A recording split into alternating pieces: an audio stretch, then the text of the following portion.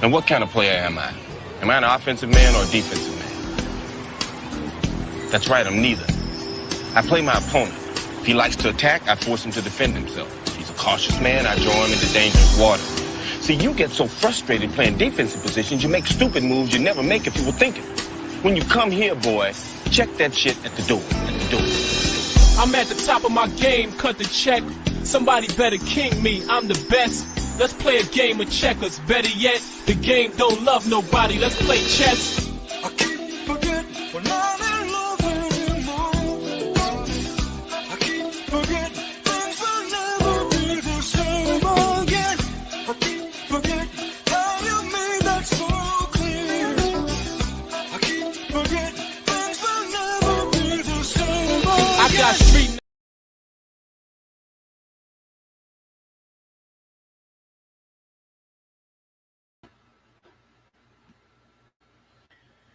All right, everybody.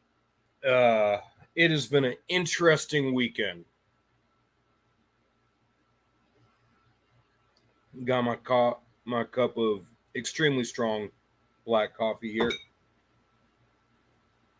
About to get my day started, go out, put up massive signs all over the state.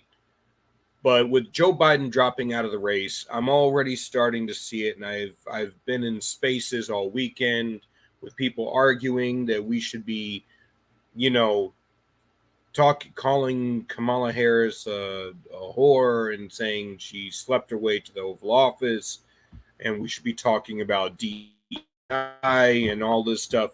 And I'm telling you right now,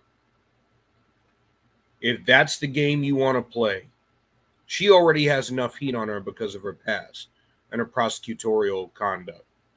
She already has enough heat on her for the things she's done in the past. She's already been lit up by RFK in his press conference yesterday. She's been lit up by Tulsi Gabbard before, and I'm sure she'll get lit up on stage by Trump if Trump is smart. But if you want to make this about DEI, you want to make this about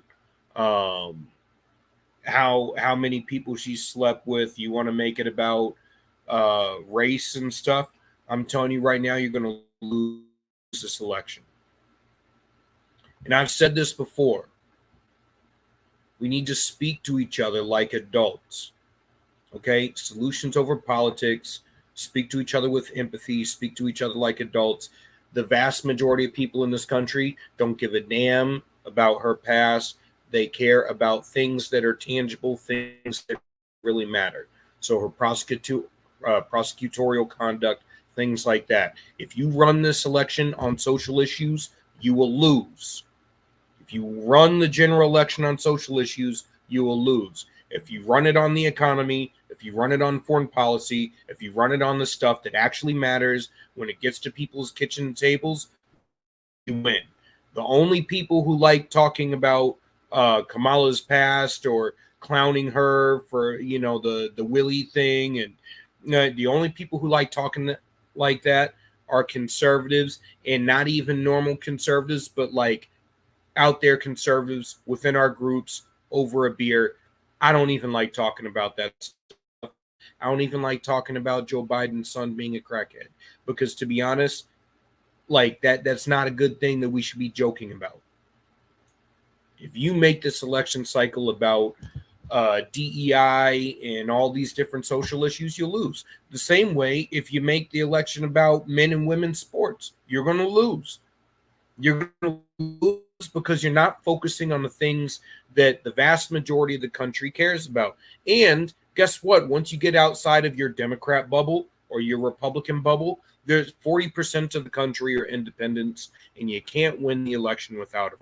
And a decent amount of those independents are independents because they're too far right or too far left for both parties, or they just don't feel represented by the party. But I'm telling you, you're going to lose a significant amount of people. Women, suburban women specifically, will not vote for you if you're being seen as a bully. All right? And like, I hate to tell you, I hate to be the person to break this news to you, but those pundits and those influencers who go around cracking jokes on a regular basis. They got famous, and this is what I put in the description for this episode. They got famous due to their proximity to other influential politicians, think tanks, so on and so forth. And they get to say whatever they want without repercussion because they're not responsible for winning votes. And while they speak for the movement, they kind of don't, because while they're not officially employed by the party in an official capacity, and they're not officially employed by candidates in official capacity, they will go on air with their thousands or hundreds of thousands or millions of followers, and they'll tell you 10 ways till Sunday a whole bunch of shit that is completely counterproductive to actually winning elections and passing policy, because it gets clicks, and that's how they get paid, is engagement. One of the downsides about this political cycle that we have so far, there are so many influencers who want to get paid and so many influencers who think that that's productive. And I understand part of it's because some of them are frustrated and they're like, well, the left does it and they attack us and they call us racist all the time, so why can't I clown them? And I'm sitting here going, if it wasn't right when they did it, then it's not right when you do it. And doing it to them doesn't make it any better. It doesn't help us win. It doesn't help us pass policy. All it does is make us politicians, candidates, have to answer for the shit that you say. Because that does happen. That does happen. Oh, well, Charlie Kirk said this, or Jack Posobiec said this, or this person said this, or they made fun of, and this is what I was worried about when Joe Biden, immediately when Joe Biden dropped out, I wanted to celebrate. But at the same time, from a political strategy perspective, I know that makes things more difficult as well, because that means that the party now has to pivot from focusing on Joe Biden's past and Joe Biden's record to talking in how decrepit he is as a leader, and start talking about the policies themselves. You have to now be able to attach Kamala to those policies and say, look, there is no daylight between Joe Biden's policies and Kamala's policies. She backed everything 100%. When she was in the White House, she backed 100% of the things that Joe Biden did. She went out there, she waved the banner like a politician should, like a VP should. And to be honest, if anything, she's more progressive than Joe Biden is.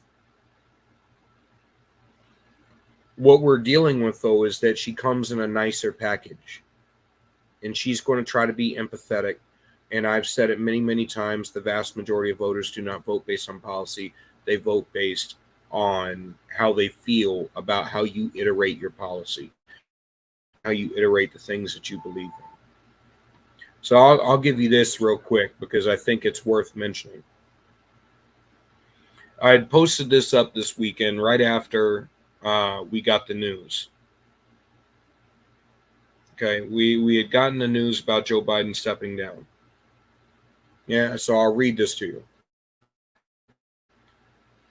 Joe Biden stepping out of the race and endorsing Kamala Harris, whether it's Kamala Harris or Newsom who take up the mantle, it will be out with the old boss and with the new boss, same as the old boss. All right, if anything, Kamala Harris is more ideologically driven than Biden and is equally responsible for the track this country is on. The focus of Trump and the GOP needs to be on explaining that the exact same policies Biden implemented that has run this country into the ground will be the policies of the next administration. Prepare to double down on open borders, disastrous foreign policy, high inflation, reckless spending, nationalizing state issues, and every ideological step towards insanity the progressives have taken America. Now is the time to return to some level of normalcy and rationality in both rhetoric and policy. Sorry, had an alarm went off. America is not far progressive left, intersectional Marxist, nor is it far right. Most people in the country want transparency and accountability in government, safe neighborhoods, secure borders, and an end to the foreign wars of attrition. Right? And an end to foreign wars of attrition, lower inflation, low taxes, institutions we can trust, education, freedom, food in their pantry, clothes on their backs, a roof over their heads, to heat and cool their homes, affordable gas, and a few creature comforts, to retire one day and pass down something to kids other than debt. It's time to come together as Americans and achieve the principles this nation was founded upon.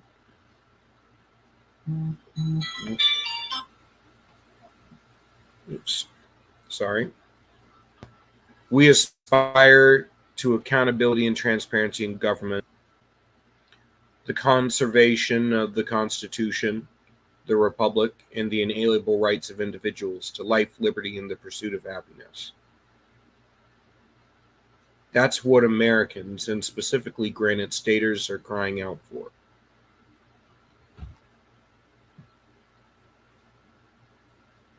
So this is the general. That's the general thread that we should be focusing on right now. Okay, if you want to get Trump elected, you want to get Republicans elected, you need to focus on, one, the policies that the Biden administration implemented in tying Kamala Harris to that very horrible track record. Two, you need to stay away from the social issues and the constant discussions of race. Three, you need to stay away from the abortion topic because it is a state issue now. Therefore, you shouldn't even pontificate about it being at a federal level or anything that would happen at a federal level.